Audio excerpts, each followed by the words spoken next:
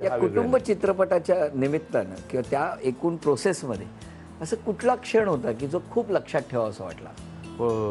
मग कसं माहिती ना, मला का बरं वाटलं की त्यांना कोणी शिकवलंही नव्हतं, म्हणजे ह्या मुलांना.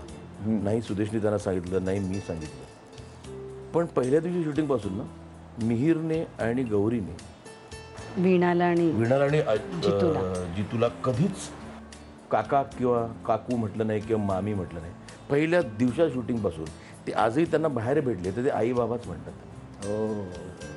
तर ते इतकं, आणि म्हणजे ती गौरी तर मी सांगतो ना की तो जो समजला ॲक्टिंगचा, म्हणजे NSD मधनं कोणी आलं ना, NSD मधनं किंवा लंडन स्कूल ऑफ ड्रॅमॅटिक्स त्यांना पण झेपणार नाही एवढं तिला समज आहे ॲक्टिंग.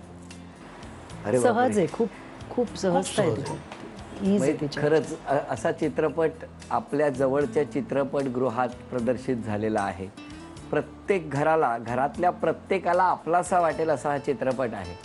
मला असं वाटतं की म्हणजे मीही अजून बघितलेला नसल्यामुळे लवकरात लवकर सहकुटुंब तो चित्रपट कधी बघेन असं मला झालेलं आहे.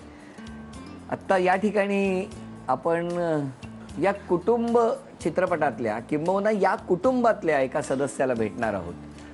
दुसरं कुटुंब इथे हजर झालेलं आहे. स्वागत करणार आहोत. वहिनी नमस्कार. आणि सिद्धार्थजी नमस्कार. कसं वाटतंय? पहिलं अवघड वाटतंय, कारण ही तुमची सून आहे आणि तुम्ही त्याला वहिनी म्हणताय. पण आता कार्यक्रमाचा एक भाग आहे, त्यामुळे तुम्हाला म्हणणं भाग आहे.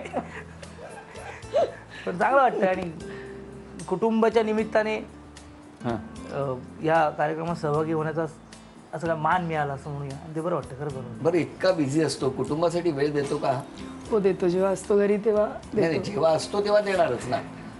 पण आता ठीक आहे, प्रोफेशनल जसं असल्यानंतर ठीक आहे, तेवढी अंडरस्टँडिंग पण किती दिवस, म्हणजे साधारणतः महिन्यातला किती वेळ देतो तू? आता स्वरा झाली आहे तेव्हापासून तर भरपूर म्हणजे असतो. आधी वेळ देत नव्हता? हा, आधी म्हणजे जास्तीत जास्त बिझी असायचा, पण जेवढा असायचा तेवढा प्रॉपर वेळ.